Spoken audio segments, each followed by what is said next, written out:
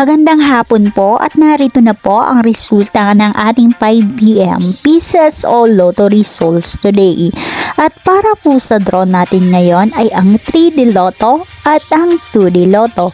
Para po sa mga bagong nanonood, huwag niyo pong kakalimutan mag-subscribe sa aking channel at pahit na din po ako notification bell para updated po kayo lagi sa aking mga bagong upload.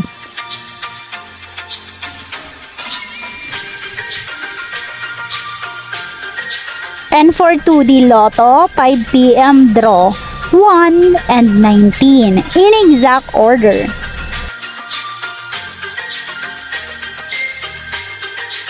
And for 3D Lotto, 5 p.m. draw, 4, 9 and 2 in exact order.